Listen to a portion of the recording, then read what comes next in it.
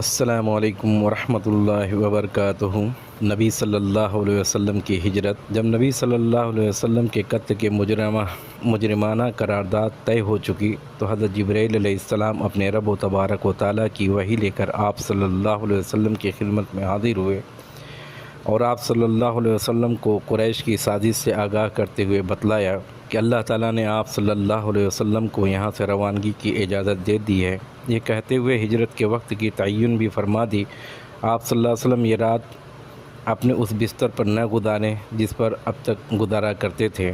اس اطلاع کے بعد نبی صلی اللہ علیہ وسلم ٹھیک دوپہر کے وقت حضرت ابو بکر اللہ تعالیٰ عنہ کے گھر تشریف لے گئے تاکہ ان کے ساتھ ہجرت کے سارے پروگرام اور مراحل طے فرما لیں۔ حضرت عائشہ رضی اللہ تعالیٰ عنہ کا بیان ہے کہ ٹھیک دوپہر کے وقت ہم لوگ ابو بکر اللہ تعالیٰ عنہ کے مکان میں بیٹھے تھے کہ کسی کہنے والے نے ابو بکر اللہ تعالیٰ عنہ سے کہا، یہ رسول اللہ صلی اللہ علیہ وسلم سر ڈھا کے تشریف لا رہے ہیں۔ یہ ایسا وقت تھا جس میں آپ صلی اللہ علیہ وسلم تشریف نہیں لایا کرتے تھے۔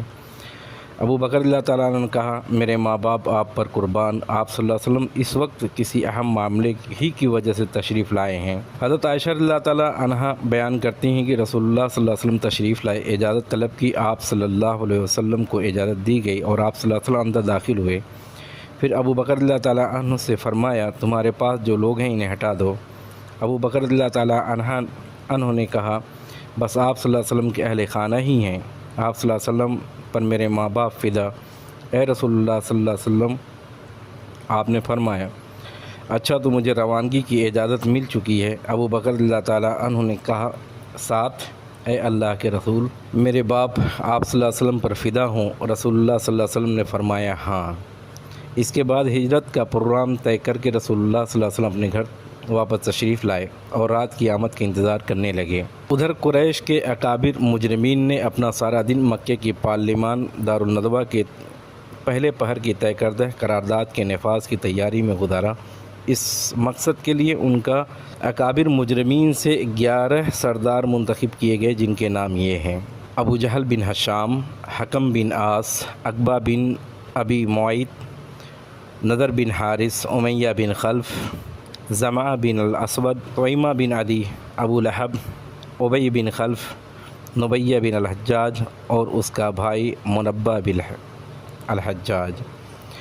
ابن اسحاق کا بیان ہے کہ جب رات ذرا دیر تاریک ہو گئی تو یہ لوگ گھات لگا کر نبی صلی اللہ علیہ وسلم کے دروازے پر بیٹھ گئے کہ آپ صلی اللہ علیہ وسلم سو جائیں، تو یہ لوگ آپ صلی اللہ علیہ وسلم پر ٹوٹ پڑیں۔ ان لوگوں کو پورا وثوق اور پختہ یقین تھا کہ ان کی یہ ناپاک سازش کامیاب ہو کر رہے گی، یہاں تک کہ ابو جہل بڑے متکبرانہ اور پرغرور انداز میں مذاق و استہزاء کرتے ہوئے اپنے گھیرے ڈالنے والے ساتھیوں سے کہا، محمد صلی اللہ علیہ وسلم کہتا ہے، اگر تم لوگ اس کے دین میں داخل ہو کر اس کی پیروی کرو گے تو عرب و عجم کے بادشاہ بن جاؤ گے، پھر مرنے کے بعد اٹھائے جاؤ گے تو تمہارے لیے اردن کے باغات جیسی جنتیں ہوں گی۔ اگر تم نے ایسا نہ کیا تو ان کی طرف سے تمہارا اندر ذبح کے واقعات پیش آئیں گے، پھر تم مرنے کے بعد اٹھائے جاؤ گے، تمہارے لیے آگ ہوگی جس میں جلائے جاؤ گے۔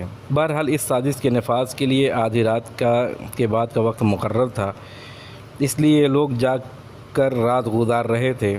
وقت مقرر کے منتظر تھے، لیکن اللہ اپنے کام پر غالب ہے۔ اس کے ہاتھ میں آسمان زمین کی بادشاہت ہے، جو چاہتا ہے کرتا ہے، جسے بچانا چاہے اس کا کوئی بال باقا نہیں کر سکتا، جسے پکڑنا چاہے کوئی اسے بچا نہیں سکتا۔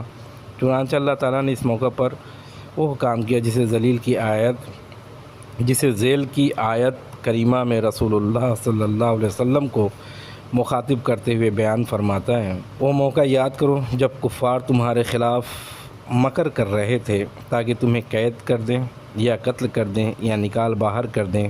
وہ لوگ داؤ چل رہے تھے، اللہ بھی داؤ چل رہا تھا اور اللہ سب سے بہتر داؤ والا ہے۔ بہرحال قریش اپنے پلان اور نفاذ کی انتہائی تیاری کے باوجود فاش ناکامی سے دوچار ہوئے۔ چنانچہ اس نازک ترین لمحے میں رسول اللہ صلی اللہ علیہ وسلم نے حضرت علی رضی اللہ تعالیٰ عنہ سے فرمایا، تم میرے بستر پر لیٹ جاؤ، میری یہ سبز خضرمی چادر اوڑھ کر سوئے رہو، تمہیں ان کے ہاتھوں کوئی غضب نہیں پہنچے گا۔ رسول اللہ صلی اللہ علیہ وسلم یہی چادر اوڑھ کر سویا کرتے تھے۔ اس کے بعد رسول اللہ صلی اللہ علیہ وسلم باہر تشریف لے گئے مشرکین کی صفیں چیری اور ایک مٹھی سنگریز والی مٹی لے کر ان کے سروں پر ڈالی، لیکن اللہ نے ان کی نگاہیں پکڑ لی اور وہ آپ صلی اللہ علیہ وسلم کو دیکھ نہ سکے۔ اس وقت آپ صلی اللہ علیہ وسلم پہ یہ آیت تلاوت فرما رہے تھے، وَجَعَلْنَا مِن بَيْنِ أَيْدِيهِمْ سَدًّا وَمِنْ خَلْفِهِمْ سَدًّا فَأَغْشَيْنَاهُمْ فَهُمْ لَا يُبْصِرُونَ۔ ہم نے ان کے آگے رکاوٹ کھڑی کر دی، ان کے پیچھے رکاوٹ کھڑی کر دی، پس ہم نے انہیں ڈھانک لیا ہے اور دیکھ نہیں رہے ہیں۔ اس موقع پر کوئی بھی مشرک باقی نہ بچا جس کے سر پر آپ صلی اللہ علیہ وسلم نے مٹی نہ ڈالی ہو۔ اس کے بعد آپ صلی اللہ علیہ وسلم ابوبکر اللہ تعالیٰ عنہ کے گھر تشریف لے گئے، پھر ان کے مکان کی ایک کھڑکی سے نکل کر دونوں حضرات نے رات یمن کا رخ کیا۔ چند میل پر واقع سور نامی پہاڑ کی ایک غار میں پہنچے۔ محاصرین وقت سفر کا انتظار کر رہے تھے، لیکن اس سے ذرا پہلے انہیں اپنی ناکامی و نامرادی کا علم ہو گیا۔ ہوا یہ کہ ان کے پاس ایک غیر متعلق شخص آیا، انہیں آپ صلی اللہ علیہ وسلم کے دروازے پر دیکھ کر پوچھا، آپ لوگ کس چیز کا انتظار کر رہے ہیں؟ انہوں نے کہا، محمد صلی اللہ علیہ وسلم کا۔ آپ نے کہا، آپ لوگ ناکام و نامراد ہوئے، خدا کی قسم محمد صلی اللہ علیہ وسلم تو آپ لوگوں کے پاس سے گزرے، آپ کے سروں پر مٹی ڈالتے ہوئے اپنے کام کو گئے۔ انہوں نے کہا، باخدا ہم تو انہیں نہیں دیکھا۔ اس کے بعد اپنے سروں سے مٹی جھاڑتے ہوئے اٹھ پڑے، لیکن پھر دروازے کے دراز سے جھانک کر دیکھا تو حضرت علی رضی اللہ تعالیٰ عنہ نظر آئے۔ کہنے لگے، خدا کی قسم یہ تو محمد صلی اللہ علیہ وسلم سوئے پڑے ہیں، ان کے اوپر ان کی چادر موجود ہے۔ چنانچہ یہ لوگ صبح تک وہیں ڈٹے رہے۔